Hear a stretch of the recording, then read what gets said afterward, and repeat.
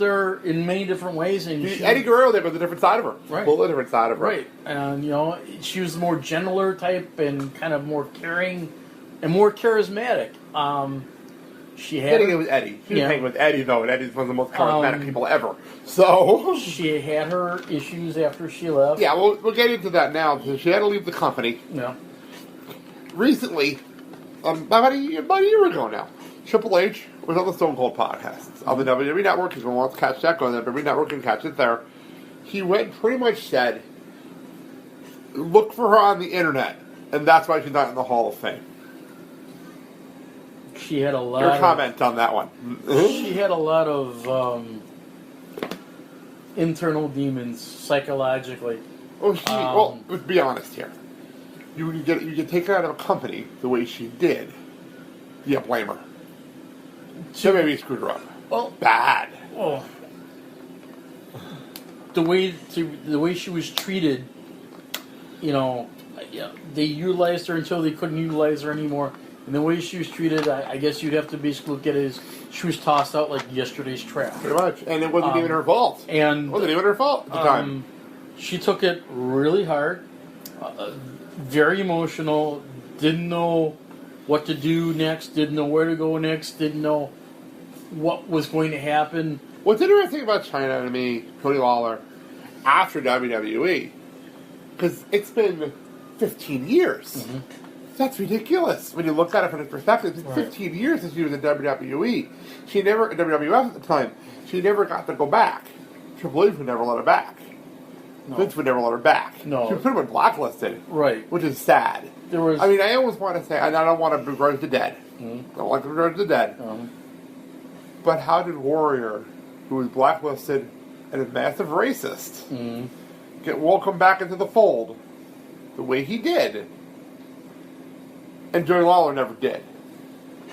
Okay, let's... Just a thought. Okay, we'll do a little side-by-side comparison, okay? Just saying. Think about when Warrior first broke onto the scene, how popular he was. I understand that. And how, the merchandising was there. I completely understand that, too. Okay, here's the thing. There was more ways to market a male wrestler than it was a female wrestler. At the time. I want to word that right. Because here's the thing. Female wrestler is one of two things. She was the first of her kind, too, though, so... You either wrestled, like, say, Fabulous Moolah, Mae Young... China. Right. Or you just were a model and a valet. Valet. Or bra and panties matches. Or bra and panties matches. Yeah, or a manager, or a bodyguard. But when basically she took off and gained popularity and young girls wanted to emulate her, then that's when the cash cow from Vince saying, okay, we can use her this, we can use her that, use her in this. Basically, she fit in good with the clique. True. That's exactly what happened. But then everything happened with Trips and stuff. Right. And she got exited out of the... Yeah. Now, a lot of people don't know, because it's funny, it's 15 years. A lot of time goes by. A lot of people almost didn't know she was a wrestler anymore. She was a porn star. She was on reality shows. Right. She was that person on the Dr. Drew thing, as you mentioned earlier. Dr. Drew Finski, but now, today, news broke, it almost came back. She was a wrestler. She was a wrestler, and almost saying, and I almost want to say something here. We're in the middle of. We're going to talk more about this on the podcast next week because me and Sally get back together next week to do a show. Finally, but the women's wrestling now.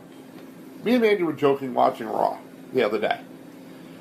There's 3 women's storylines going on right now. That's never happened before. No, and it's a different era. It's a whole different era. I would have loved.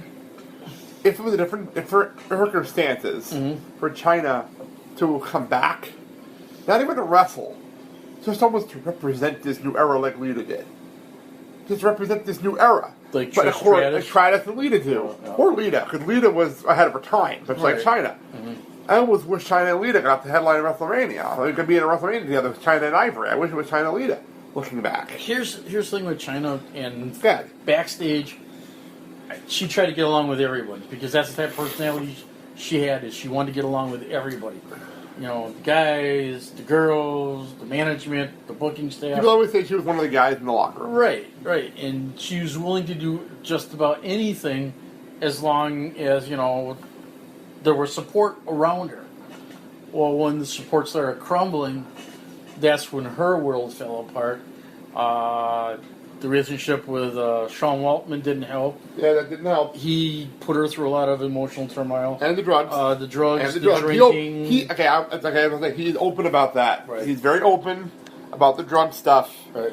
I believe he did a podcast with Johnny Fairplay at one time. Mm-hmm. Yeah, they did a podcast together. Right. And he was very open about his drug issue. So I just want to clarify that we're not speaking out of turn. This is Right. open talk. So, with everything that was happening, and she was getting some bookings for appearances. She actually wrestled around to TNA. Right. 5 years ago that nobody remembers about. I don't remember She would that it was TNA. be So. booked for appearances. She would come in.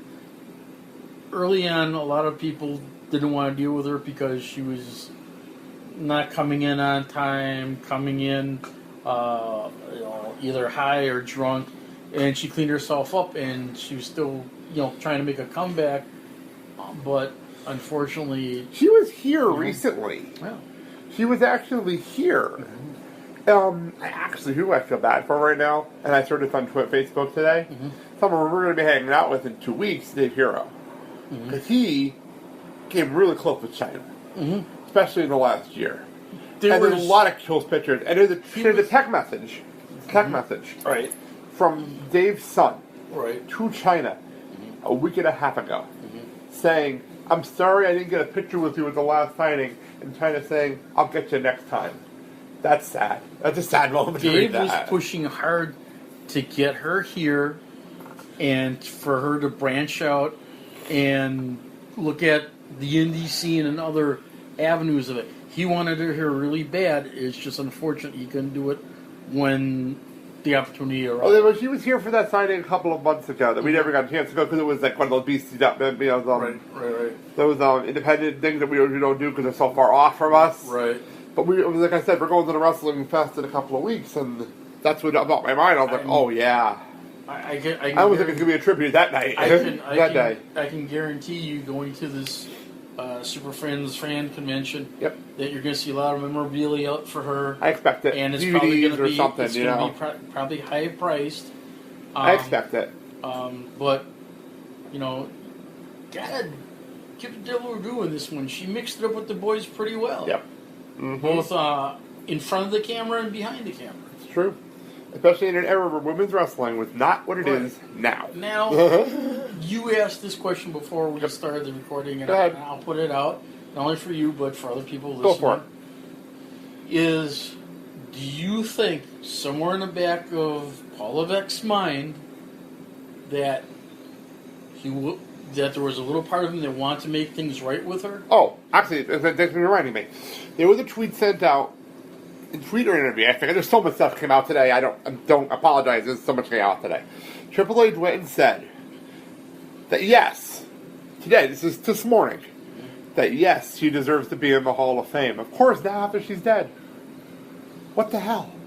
Seriously, what the hell? So, When she was alive, you didn't want anything to do her with her. porn career kept her out of the Hall of Fame. Now that she's dead, she's able to go into the Hall of Fame? Okay, so now, Hypocrite much? well, here's the thing. So now, if she does get nominated for next year, An X Factor 2 now at this point, I really do do. you think it's kind of tainted? Yeah, Okay. I honestly do. Because think about it this way. If the 2017 Hall of Fame, we're talking about that, but just think about it here. More than likely, it's going to be Daniel Bryan's year. And then he'll be under second by China, more than likely now. That's weird. Well, think about To be it. honest, it's weird. Now think about it, okay?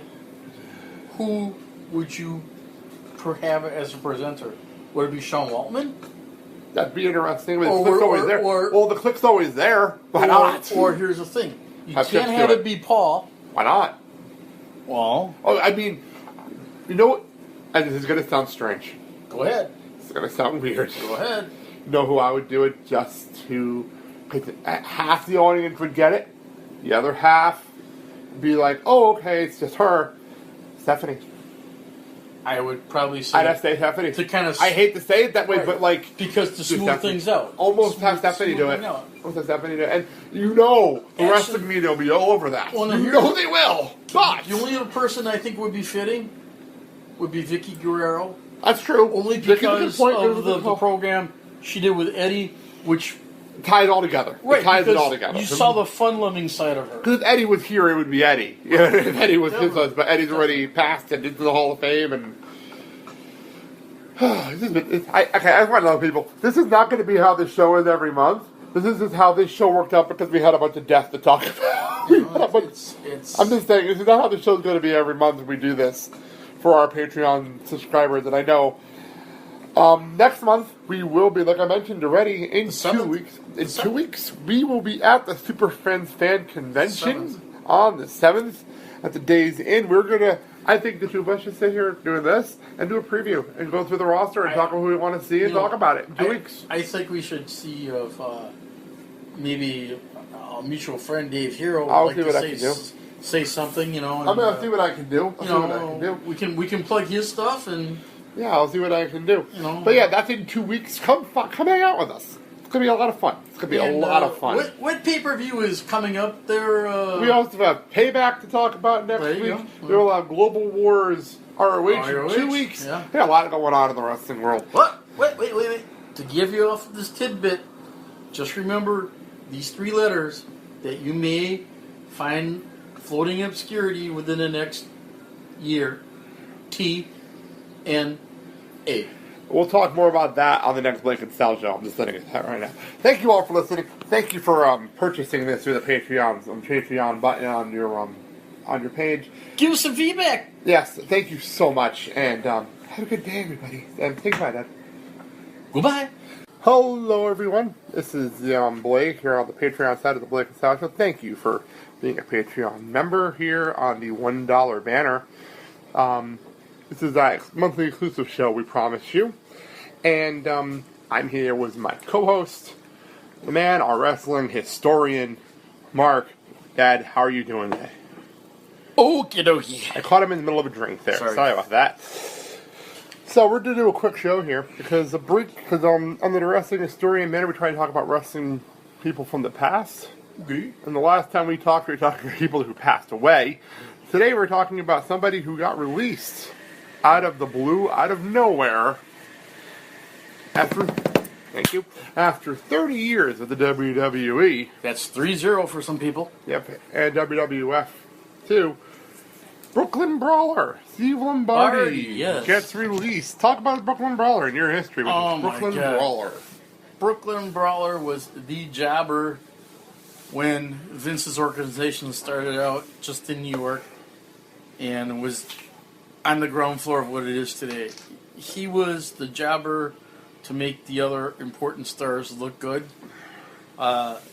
He's had some comments from a lot of these superstars that are still with the organization today, and how stiff or green they were, and just Vince wanted him to make sure that he lost and put him over, which he's done for 100 stars such as The Rock, Hulk Hogan, Sergeant Slaughter, Dusty Rhodes, the list goes on.